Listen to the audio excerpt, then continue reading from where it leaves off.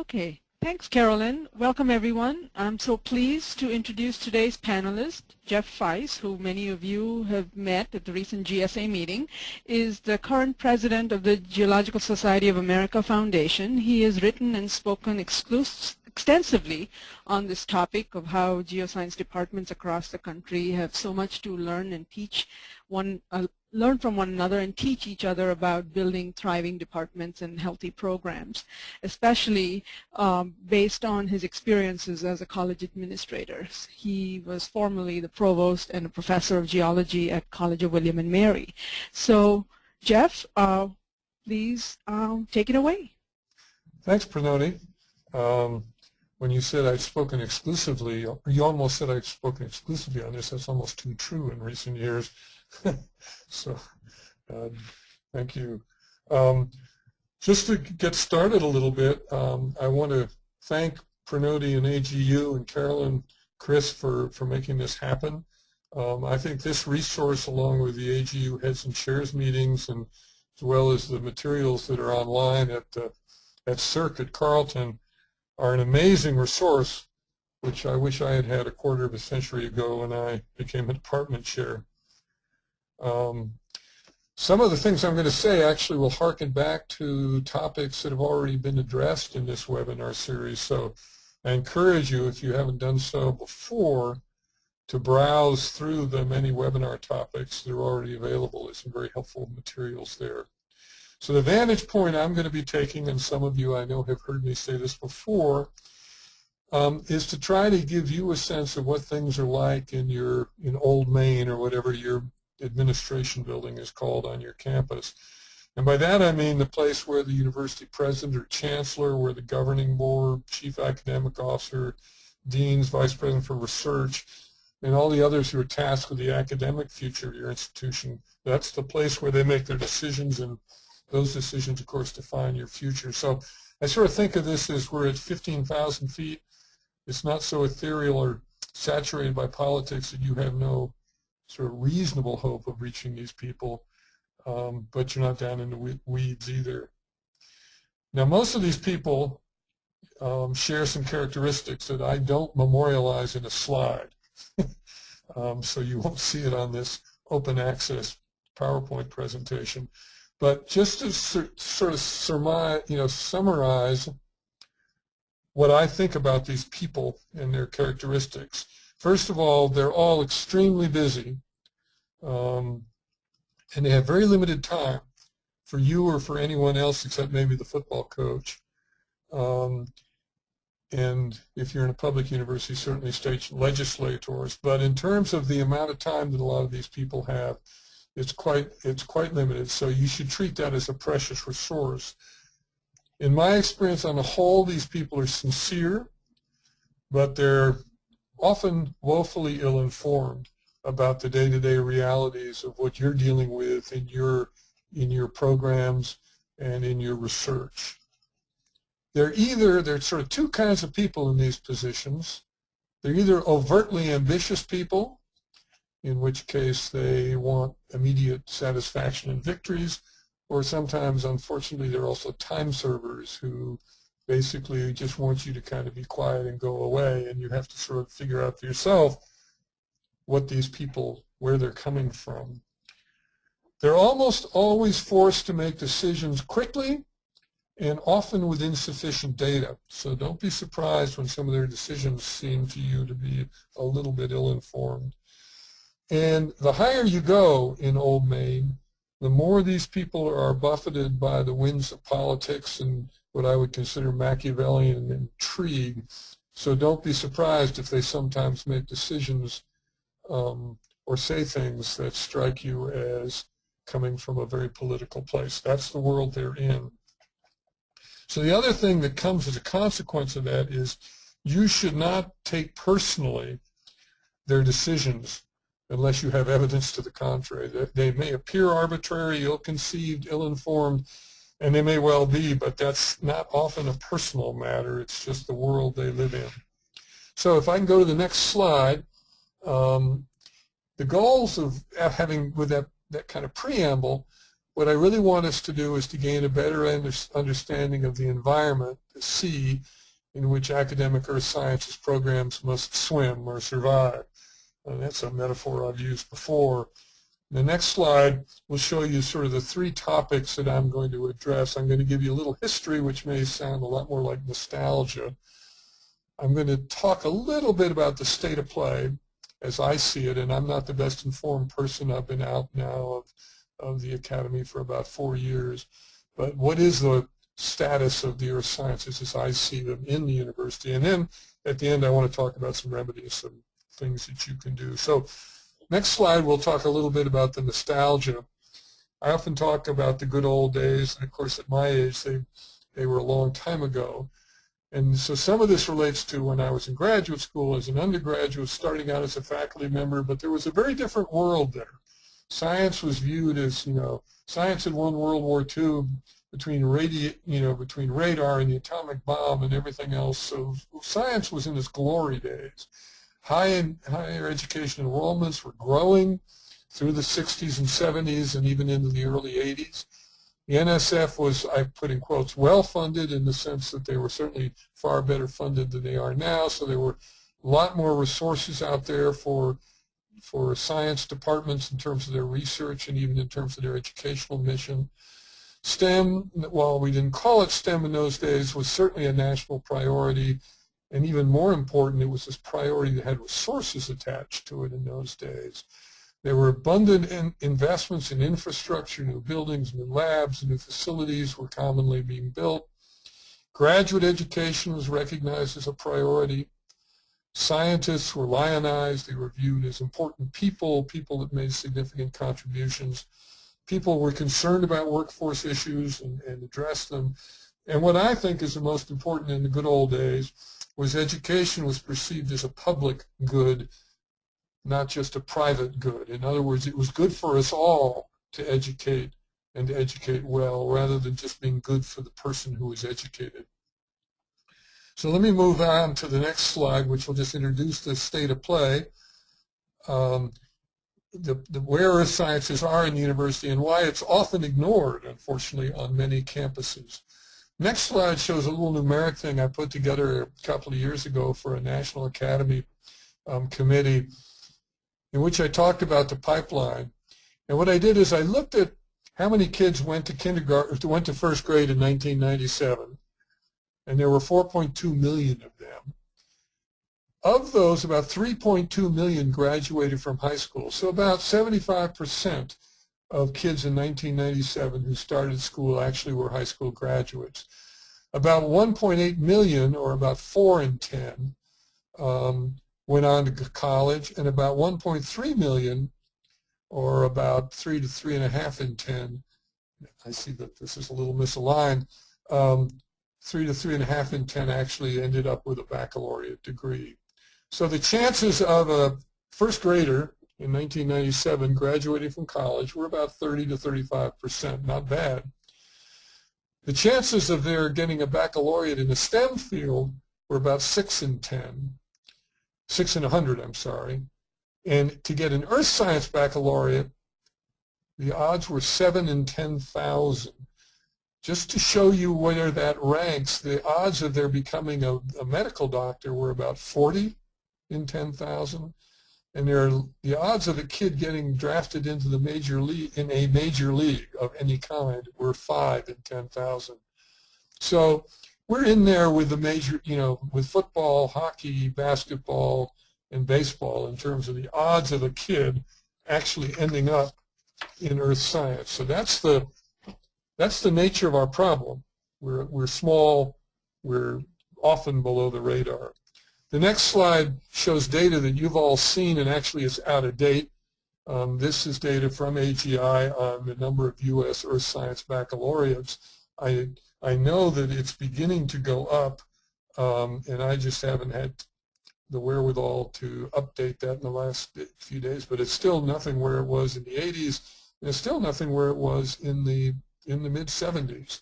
So we've been oscillating between 2,000 and 4,000 earth science baccalaureates for the better part of 2 decades now. and this seems somewhat inelastic, although again I say it is increasing.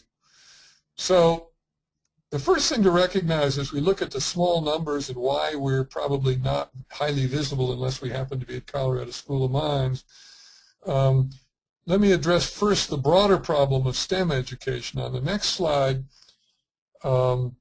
this is the STEM problem in the 21st century. The first three of these bullets relate to how STEM would be viewed in Old Maine by the president, by the provost. It's expensive, enrollments are low unless you're talking about biology and the allied medical fields. And on the whole, again, with profound exception of biology, STEM tends to be a white male field.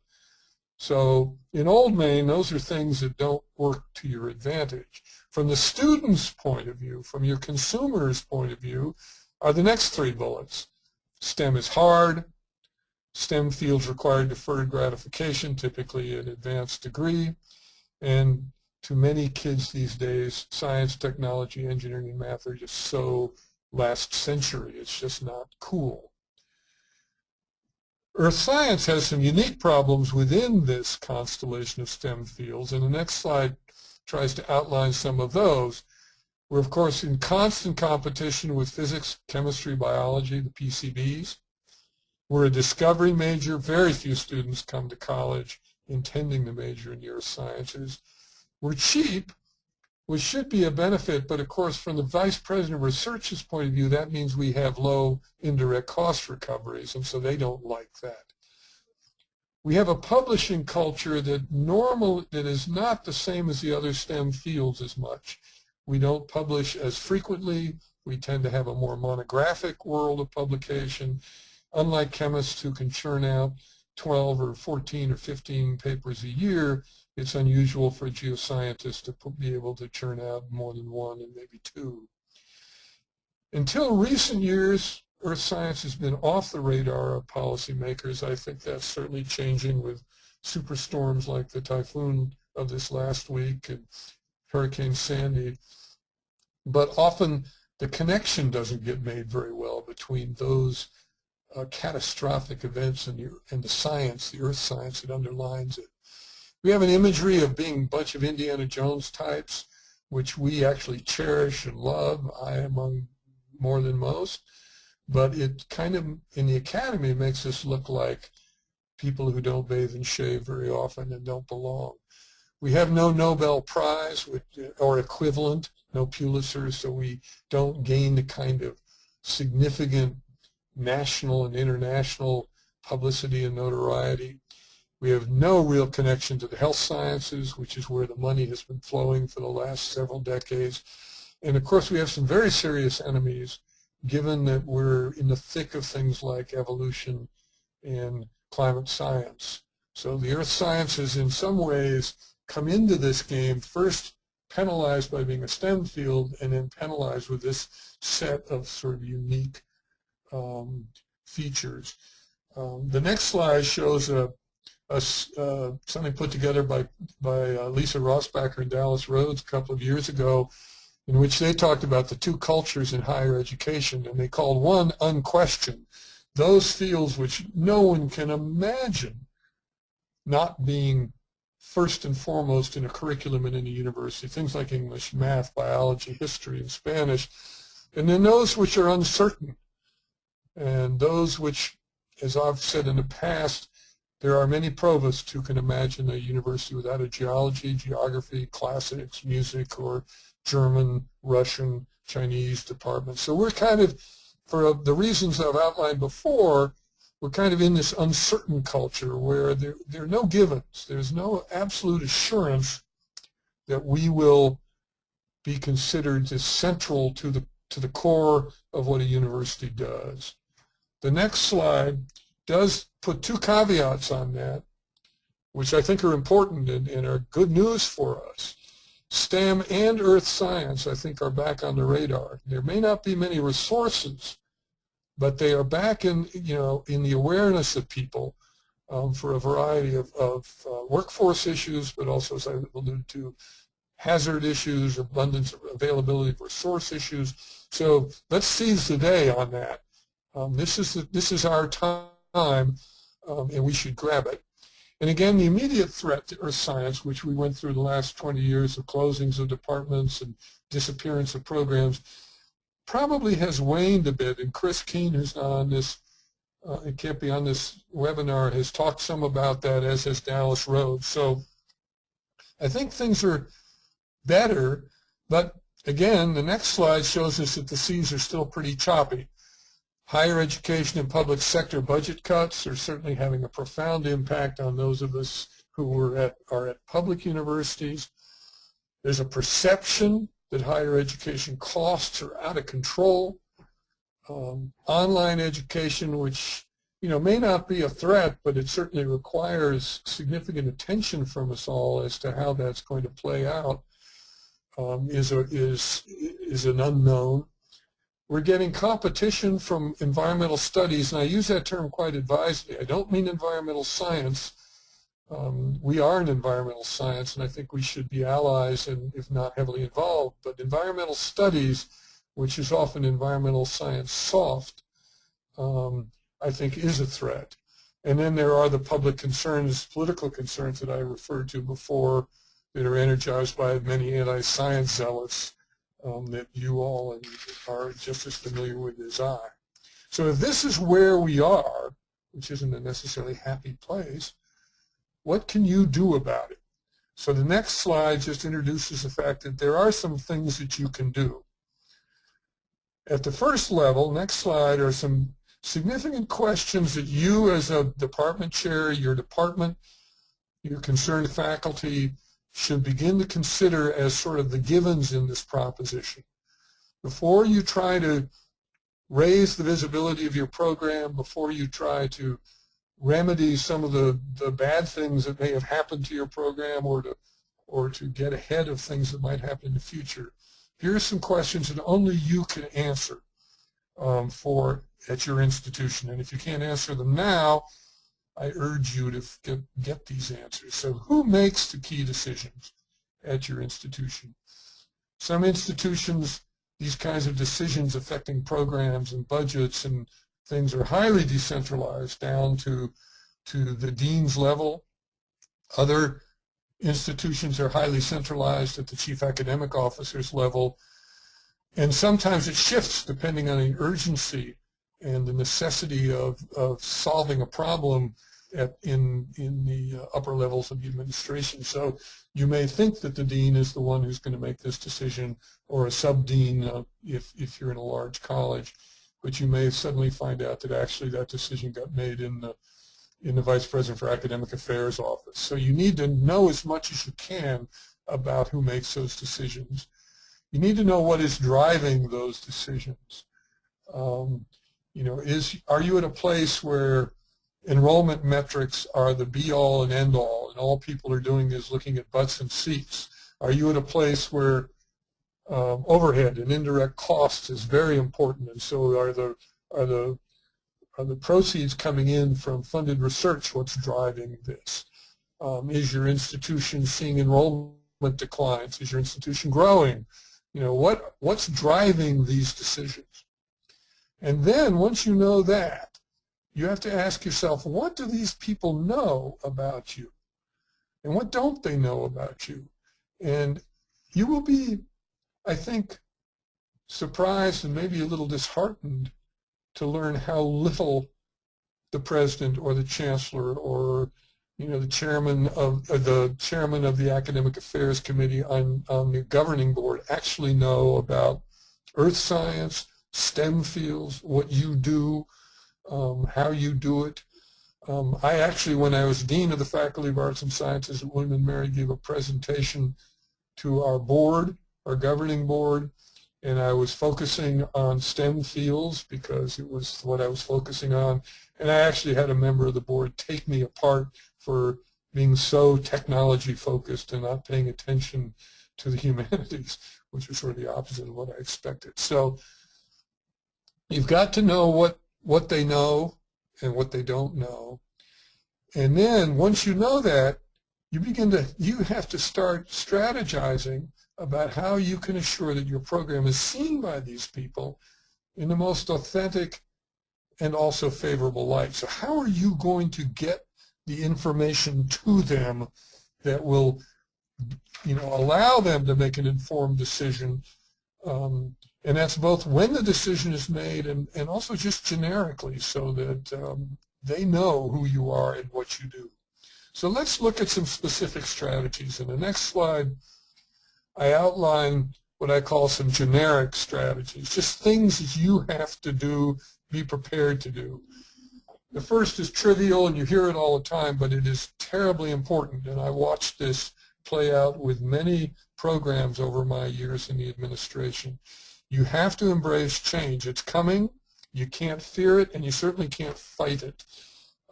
Much as we revel in the nostalgia of the good old days, they're old and they weren't that good. So you just have to face change, and you have to be willing to deal with change and become part of it. So part of that is to be part of the solution to the problems that your administrators have. So that comes back to who are these decision makers, what's driving their decisions that they're making, and so then how do you become part of the solution to that problem? And to do that, you have to have a plan. You have to have your own internal plan that has a consensus of your faculty supporting it. That is how you're going to survive and thrive in the environment that you're in. And that plan has to be flexible. You have to revisit it.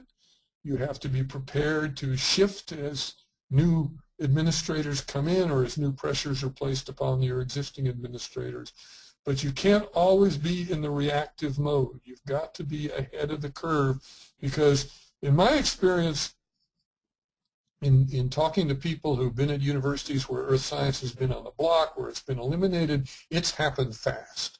It's happened with very little warning, and they just were caught flat-footed, and by the time they mobilized, it was too late. Part of that mobilization is to unite as a faculty, and hopefully as a high-functioning faculty. Every department has different people in it, different personalities, different strengths, different weaknesses. You just have to look over that and figure out who's good at what, and how are we going to, as a group, as a faculty, unite around a set of goals that will assure that we can survive. Some advice in that area is to be student-centered and value student learning. I've been on review committees at probably more than a dozen universities. I've visited a number of universities as part of the Building Strong Geoscience Department's program.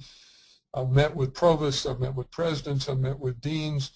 I've never been anywhere where the first thing out of their mouths was concern for the student experience. So even though we may sometimes question how student-centric they are, at least in terms of what they say, that is their first priority. And so you need to be there. And luckily, in my experience, most geoscience departments are there. They're totally there by the time they care about students.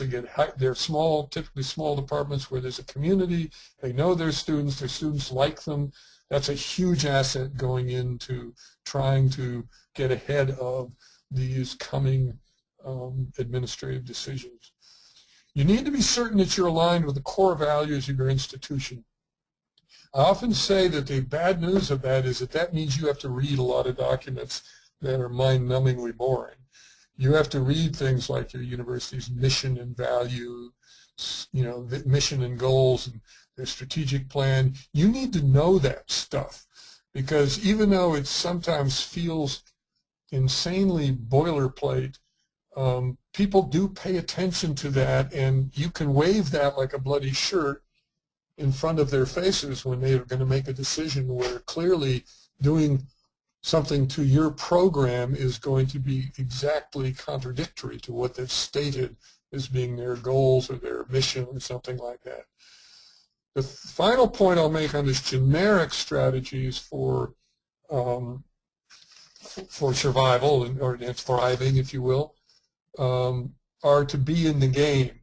You've got to participate in the governance of your institution in whatever way is possible for you and your faculty. Do not wash your hands of things like the faculty senate. Do not wash your hands of committee service at the college level or even at the university level. By being in those meetings and listening carefully, you will know far more about where your university is going than if you just listen to the public pronouncements. So people have to throw themselves in front of that train and give a couple of hours a week to that kind of administrative service.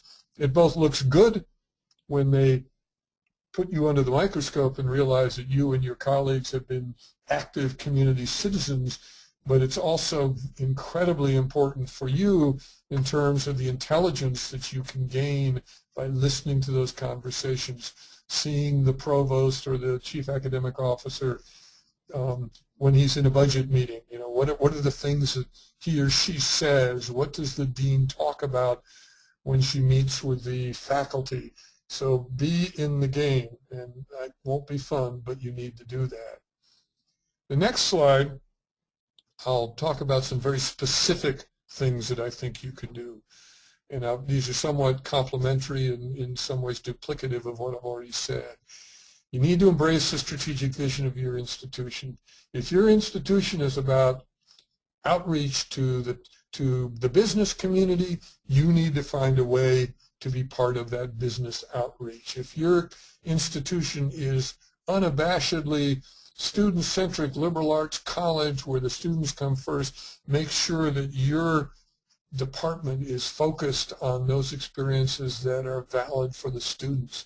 If your university's strategic vision talks about interdisciplinarity, and I can't imagine it doesn't, then be interdisciplinary. Start collaborative programs, which brings us to the second point. You've got to make strategic partnerships within your university. If you go it alone, when there's time comes for somebody, for the axe to fall, and nobody's going to rally to your defense for whatever reason, you're in trouble. You want, if some president or chancellor says, oh, why don't we just get rid of this geoscience program? I never took any geoscience. It didn't help me in my career. You want to have the geographers, the engineers, the environmental scientists.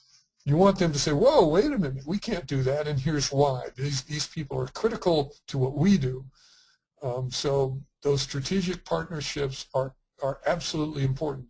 They don't even have to be with academic programs. For example, you could have faculty who are heavily engaged in your teaching and learning center, where their contributions are recognized as significant for the quality of teaching and learning on your campus. So suddenly, if something happens, then there'll be yells of support coming from the non-academic side, from student services or somewhere else. Become an environmental science. I sometimes say become the environmental science because I really believe geology is the environmental science, but that's my prejudice. But I've been on a lot of campuses as a reviewer or as a visitor where there's a huge tension, where the geoscience department is feeling like some environmental science program, often coming out of ecology or biology, is sort of encroaching on their territory, trying to take them over. I think the thing to do is to find out how to make that a creative opportunity, how to become a collaborative with them, whether it's because you have people in your department who do hydrogeology or whether you have people in your department who do paleogeology or something like that, some way that you can be a partner with them or become on your campus the one science that really covers all that, those fields, and therefore becomes critical to that. Boosting gen ed enrollments, of course, is always important. It's one of the real advantages that we have as geoscience. We may balk and cringe when we hear rocks for jocks, but we do know that there are a lot of students who come to college who must take a science course who have been damaged by physics and chemistry and don't like biology. And they are our potential gen ed students, and of course they are then potential majors through discovery, but they also will fill seats in our courses. And I've rarely visited a campus where geoscience isn't pulling way more than its fair share of general education, particularly within the College of Science or within the STEM fields. So that is something important to do. There are enormously effective resources available, both at CERC and I think on some of the AGU webinars, for learning how to do that. I'm not the person to tell you, but some very, very clever and smart people who have been successful have put together materials. So I urge you to go to those places and look at that. If online is the rage at your campus, you're going to have to be online, and you're going to have to figure out how to do that. I'm not the greatest fan of online education, but I'm also 70 years old, so there's only so much change I can take. But certainly there are very authentic, very effective, very proven methods of doing high-quality online education out there. And if that's what your university is, if that's the horse they're riding, get on it, because you'll be left behind. A good example of that is my good friend Tim Braylauer, who's at Penn State University. He's been doing online courses now for 2 or 3 years. I'm not sure it would be his first choice, but he has recognized that for Penn State is where they want them to be. And so he has, in fact, jumped on that and done some fascinating and very effective things. You need to use performance and database assessment. Randy Richardson did a webinar, I think just a year ago this November, on that, which was very effective. Again, assessment's not my favorite subject, but there are a lot of people out there who know a lot about this, who can give you performance-based protocols that you can use to assess your students' progress, to assess the effectiveness of what you do. And with that, then you can show a dean or a chief academic officer that you're effective, that you're doing what you want to do, what they want you to do. And in many of those discussions, and I harken back to my time as provost, there were many departments who sort of refused to play in the assessment game because they thought it was somewhere between annoying and trivial.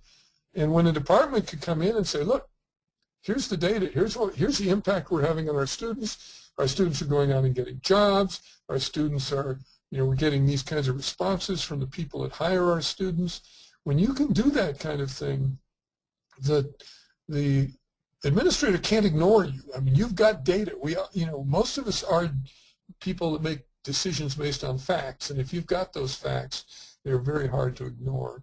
And again, I'm repeating myself, but that shows you how important I think it is. You need to actively engage in university governance. It's not much fun, but if you've got a colleague who's good at that and suddenly comes in and says, I've been asked to serve as assistant dean for X, Y, and Z, you need to look hard at having that person do that, because they'll be in those rooms when those decisions are being vetted, and you'll gain enormous credibility by doing that, as well as very valuable intelligence.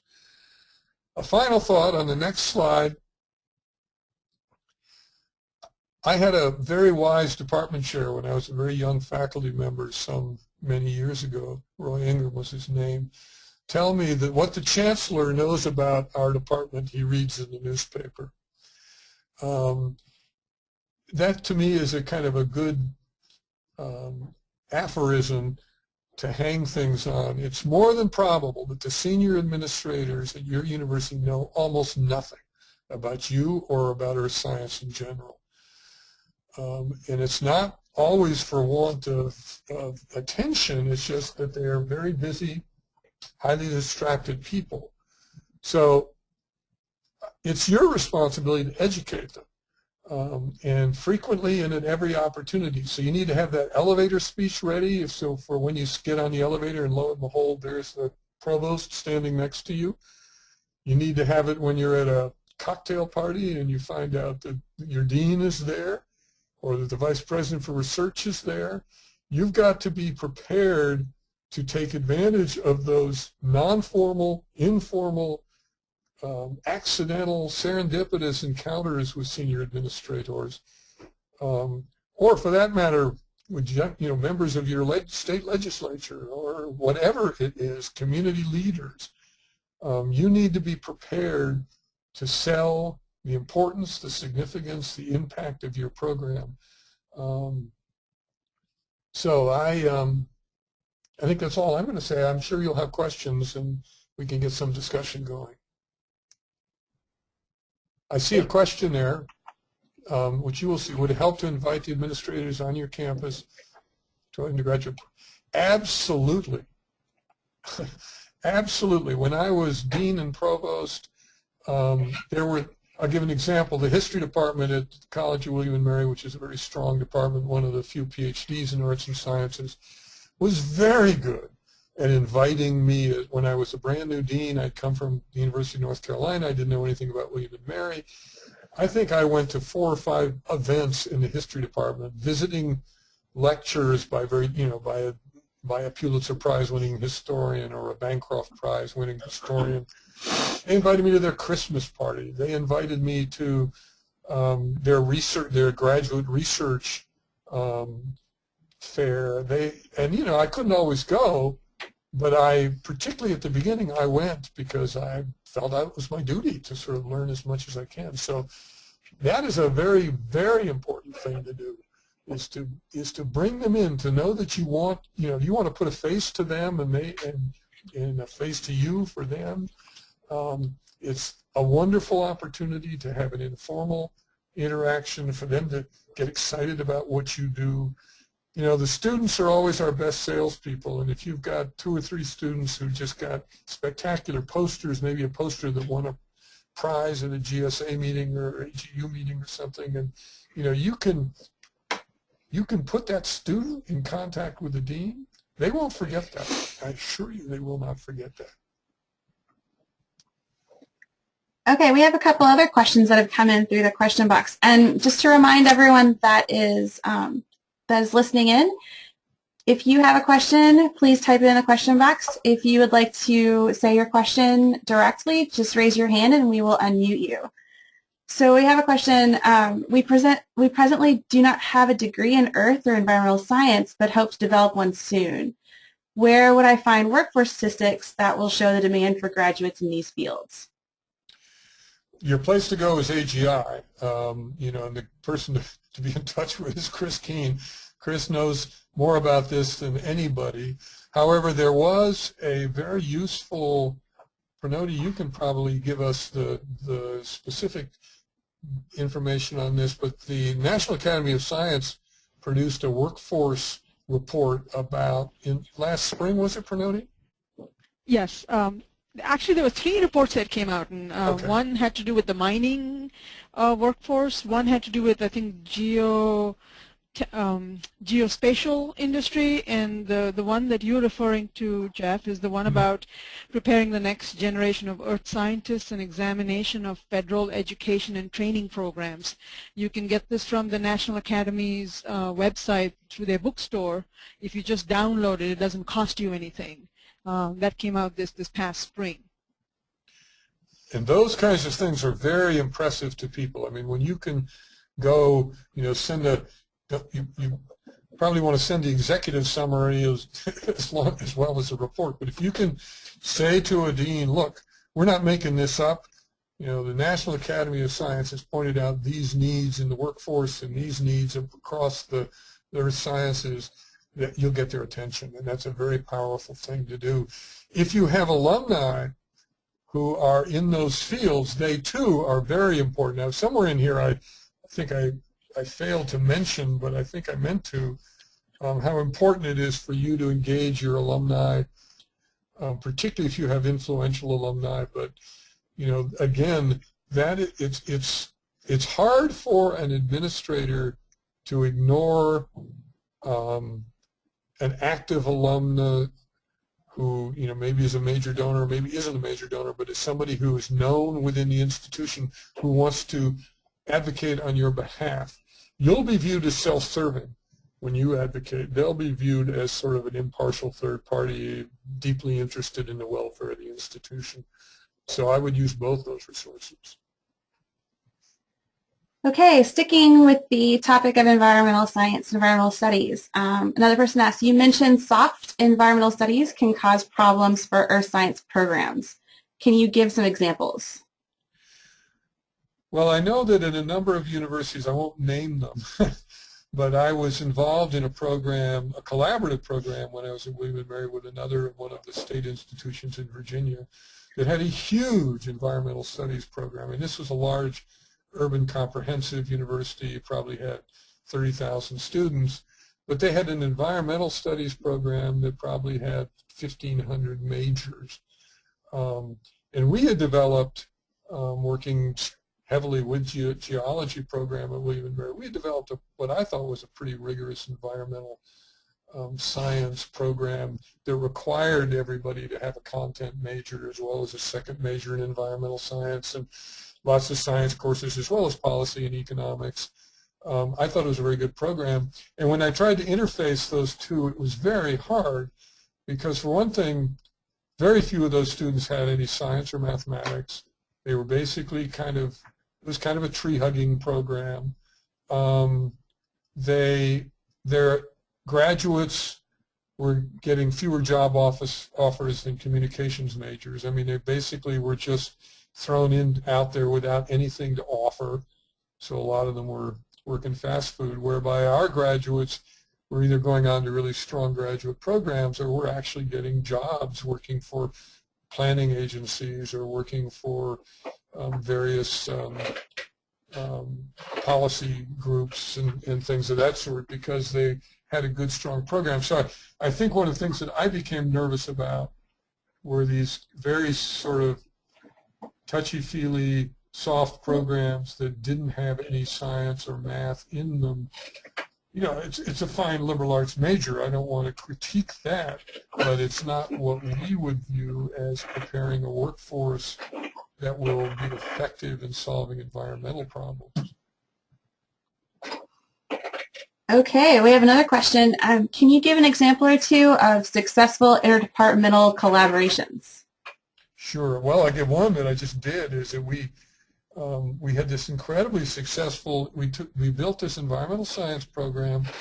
We had faculty in it from biology, geology, our Institute of Marine Science, economics, public policy, government, philosophy, and we actually eventually even corralled a chemist. And that program, within a period of about 4 years, went from not existing to becoming second or third largest undergraduate major. But what happened is that everybody was totally dependent on everybody else. The geologists couldn't do it without the economists. The economics department went out and hired a resource economist. They couldn't do it without the geologists who taught the basic courses in how the earth operates. And so what basically happened is everybody became highly dependent on each other for pieces of their curriculum. And therefore, it didn't happen, but had there been, a threat to geoscience, there would have been a lot of people who said, well, wait a minute, we can't do without these people. They teach critical courses for us. We have lots of students who are double majoring with them and going on and getting good offers in graduate school or getting really, really interesting and productive jobs. So that's one example. I can give examples that are, outside of geology. For example, we built a program in American Studies that became this hugely successful program between history and English and art and music. And again, because everybody needed the resources and the expertise and the energy of each other, they became allies of one another and couldn't imagine not having, for instance, a strong sociology program because the sociologists were contributing important curricular material, course material, research opportunities for the students.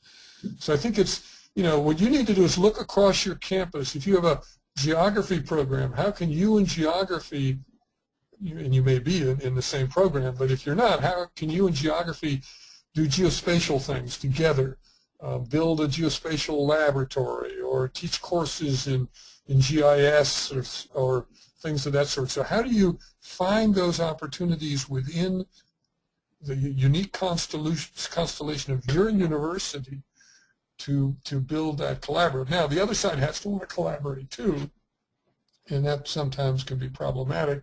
But if they don't, go find somebody else. Okay, another question.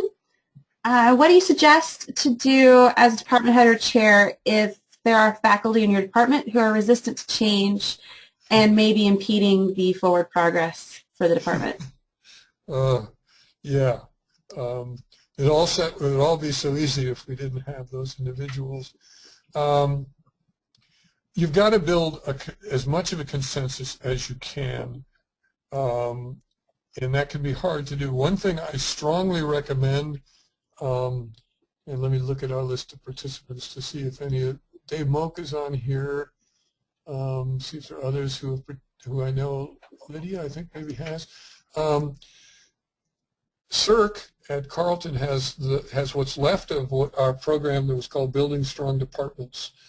And one of the things they will do, if you are in contact with Kathy Manduca at CERC, they will put together a 2-day workshop for you and bring in some people from the outside, people like Randy Richardson and others who have done these kinds of things before and have been successful. Dallas Rhodes participates. I have participated. I'm not doing it as much as I used to because I'm kind of, my sell-by date has passed and I'm not sure I'm that useful anymore. But, you know, there are certainly other people, Mary Savina and others, they can come and, you know, run a couple of days with your faculty to look at whatever topics might be of importance to you, whether they're assessment or revising your curriculum, developing interdisciplinary programs. They'll come and do that. The cost is quite modest. It used to be almost nothing because we had NSF funding, but that's now gone. But the program persists. And I would urge you to do something like that. They can act as moderators. They can act as knowledgeable third parties. They're not invested in perhaps some of the old political battles that always underlie everything in a department. They can help galvanize often the young faculty who are trying to move things forward and feel threatened by one or more senior faculty who are resistant to change. But it can be kind of a team-building event. It can be a thoughtful review of where you are and where you want to be kind of event. And I urge that kind of thing. And even if you can't do it with them, there may very well be, you know, if you went to your dean and said, you know, look, I think our department needs a retreat. I think we need to get away, talk about our future. Many deans would, you know, would embrace an opportunity for a department to do that. I know that on the CERC website, there actually is an old presentation that was very, very well done by Scott Baer, who at that time was the chair at Ohio State University, talking about how he took his faculty on a retreat. And he had a huge faculty and some real curmudgeons, and how that, you know, served to move the faculty forward by identifying some critical areas where people needed to change. And again, you're trying to build consensus. You're trying to unite your faculty around something that you want to do. The problem with many of these things is that they too often come in response to a top-down initiative. All departments have to plan X, Y, and Z, and you know you don't even want to do X and Y, and you're already doing Z. And so how do you keep people from doing anything but grumbling about that? So what you really need to do is, I think, take the initiative, go to your dean, say, you know, we'd like to bring in these people. I mean, I think to bring in the Building Strong Departments team, you know, might cost you a few $1,000s. I know for some of you that's way beyond the realm of possibility. For others, you may have sufficient resources, or maybe the dean will help you with that. But I would urge you to think about that. Okay. Do we have any I other? can see that we're posting, our good supporters here are posting these things as I talk about them. So these guys are way on top of this. Okay, we have another question. Above and beyond attracting new majors through gen ed courses, how are some of the best ways to attract incoming freshman majors? again, I'm going to pass the buck a little bit. There's a great circ presentation that Dallas Rhodes did about 3 or 4 years ago about how he, and Pranoti knows this well because she was a colleague of his, how he took the department at South Georgia and basically turned it into a powerhouse in terms of enrollments and popularity and numbers of majors. He's got a lot of very specific things that involve, you know, going into those big introductory gen ed courses and having a day talking about what you know, careers in the geosciences. What do geoscientists do? What are the opportunities that are out there? It isn't just, you know, people with hammers hammering on rocks. You know, there are lots of geologists who work in fascinating places and do very different kinds of things. He prepared really neat materials that they could hand out to students. You know, bulletin boards in your department. I mean, all the ways to do it.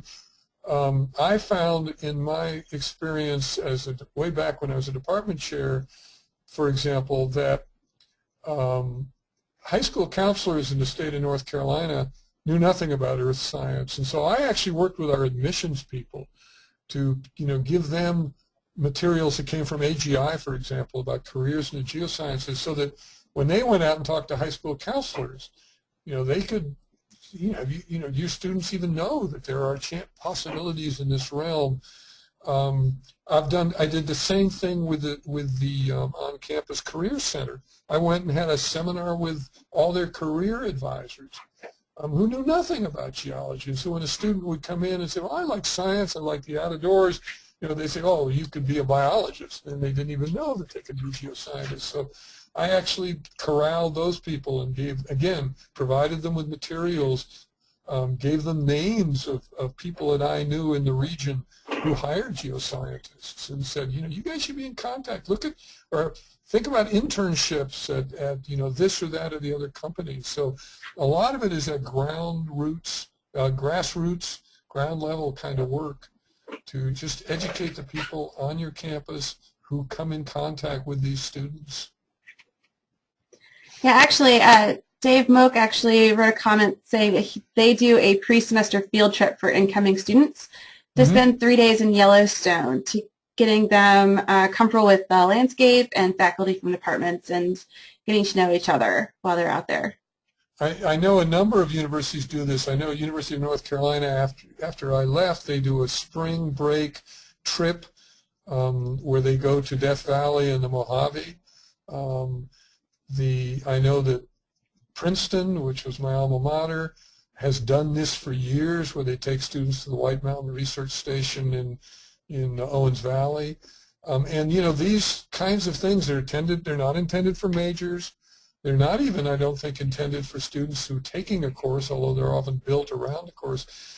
You know, just from talking to people at those universities, they bring in 2 or 3, 4 majors every year by just creating these opportunities for students. So yeah, I think pre you know, semester trips or bonding experiences, those are great. Okay, do we have any further questions?